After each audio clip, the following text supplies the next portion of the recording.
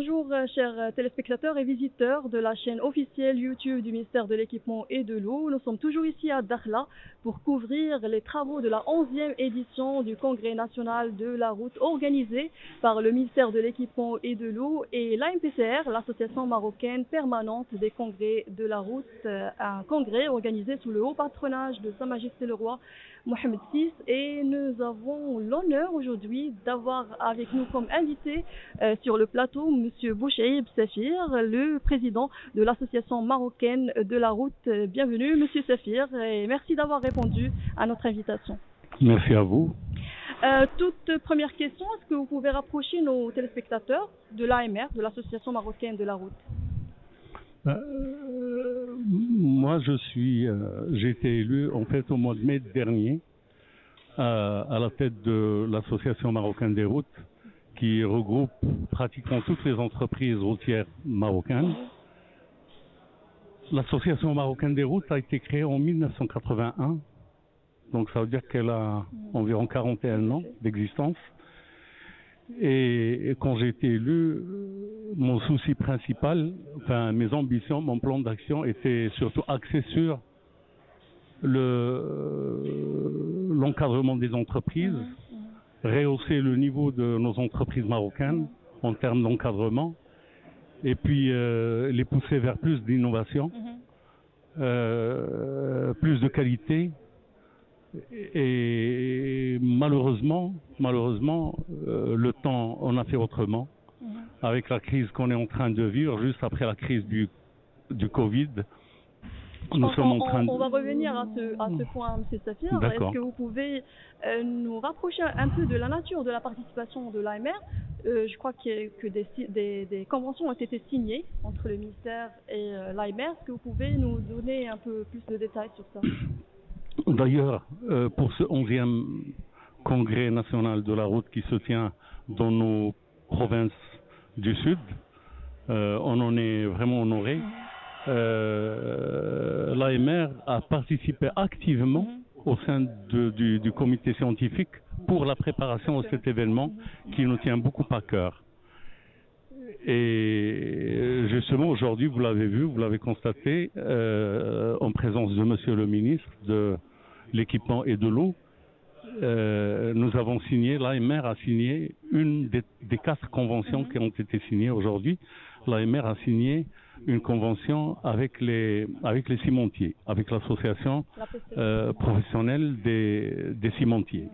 Comme vous le savez, le ciment et le bitume, ce sont 2 lions, LIANCS, qui existent depuis toujours. Donc le ciment, il est aussi vieux que le bitume. Et puis aujourd'hui, nous avons signé cette convention avec les cimentiers pour d'abord profiter de tout ce que peut nous apporter le ciment dans l'industrie routière, mais on espère aussi que le ciment nous oriente vers des techniques low cost. Et attention, il ne faut pas entendre par low cost bas de gamme. Low cost, c'est bas prix. C'est-à-dire qu'on va utiliser le ciment dans des techniques routières qui ne reviennent pas trop cher, mais en même temps, on garde quand même les fondamentaux en termes de qualité, en termes d'environnement, respect d'environnement et en termes de sécurité, bien évidemment. Monsieur Safir, vous avez soulevé un point très important par rapport à la crise Covid-19. S'ajoute à ça d'autres difficultés géopolitiques, si on veut dire, qui ont impacté un peu les prix des matières premières qui sont intéressantes pour le BTP et donc pour les infrastructures. Comment les opérateurs privés de la route ont pu réagir face à cette situation et comment l'État a pu accompagner ces opérateurs? Vous savez, depuis l'avènement de cette crise, juste après le Covid, la guerre en Ukraine, qui a fait flamber dans des mesures extraordinaires les prix des matières premières, nous, les entreprises routières en ont beaucoup souffert, les entreprises de terrassement, les entreprises qui réalisent des routes en général. Juste pour vous donner une idée, en un an et demi, le prix du bitume a pratiquement doublé. On passe de 4000 dirhams la tonne à plus de 8000 dirhams la tonne. Nous sommes passés par des pics de plus de 8000 dirhams la tonne. Tout le monde sait le prix du gasoil, comment il a augmenté, le prix du fioul. Nous avons des entreprises routières qui consomment le fioul, le bitume et le gasoil, et donc la charge, après la flambée des prix, la charge a été vraiment très lourde. Et justement, le ministre de l'équipement notamment, je le remercie à travers cette interview. Je le remercie pour les efforts qu'il a fait parce que il s'est battu pour faire sortir la circulaire qui a été éditée par le chef du gouvernement. Ça nous a beaucoup aidé dans le traitement de cette crise, dans le traitement de cette flambée des prix. Mais le problème, c'est que c'est une circulaire qui a pris fin au mois d'octobre dernier, octobre dernier. Le 17, il me semble. Le 17 octobre dernier, cette circulaire a pris fin. Nous nous sommes réunis avec Monsieur le ministre, qui a entendu nos doléances pour reconduire cette circulaire. Parce que les raisons qui ont donné lieu à la naissance de cette circulaire persistent toujours, elles sont toujours là. Donc nous avons demandé à Monsieur le ministre, avec insistance, je l'ai encore interpellé aujourd'hui, quand il est passé sur le stand de l'AMR, je l'ai encore interpellé sur ce sujet, et je pense, de toutes les façons, nous avons bon espoir pour que cette circulaire soit reconduite, parce qu'on en a vraiment besoin. On espère plein de succès pour les opérateurs qui œuvrent dans la mise en place des infrastructures du Royaume. Justement, le Congrès a comme thématique le rôle et quel rôle joue l'infrastructure routière dans la mise en place du nouveau modèle de développement et comment les opérateurs privés routiers participent justement à cette mise en place et cette concrétisation de tous les projets routiers du Royaume. Vous savez,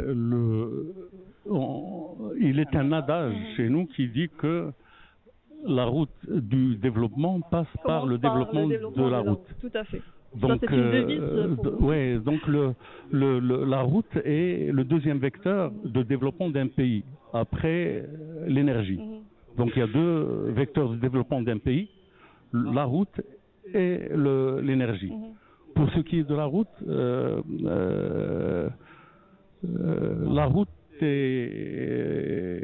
la route existe depuis très longtemps. La route a toujours accompagné le développement humain. D'ailleurs, on parle de développement humain, c'est vraiment le cas. La route a accompagné le développement humain de tout temps. La route et puis l'homme investit sur la route en termes de construction, en termes d'entretien, parce qu'il s'agit d'un patrimoine national. La route, il y a des routes où l'investissement a été vraiment payant, comme, je ne sais pas, on a une route qui existe à la date d'aujourd'hui, jusqu'à nos jours, qui s'appelle la voie appienne, la Via Appia, en Italie. C'est une route qui relie Rome à Brindisi, dans le sud de l'Italie. Cette route a été construite pour les chariots en l'an 312 avant Jésus-Christ. Elle existe toujours. Mais bon, c'est une route pavée. Les voitures maintenant ne peuvent pas circuler sur cette route. Donc, je vous cite juste le fait que la route est passée du chemin de campagne, qu'on utilise toujours, par lequel passent les ânes, les chevaux, etc. Donc le chemin de campagne qu'on connaît tous, à la route pavée, à la route revêtue, telle qu'on la connaît aujourd'hui sur les routes nationales, les routes principales. Et puis ensuite, on passe aux autoroutes.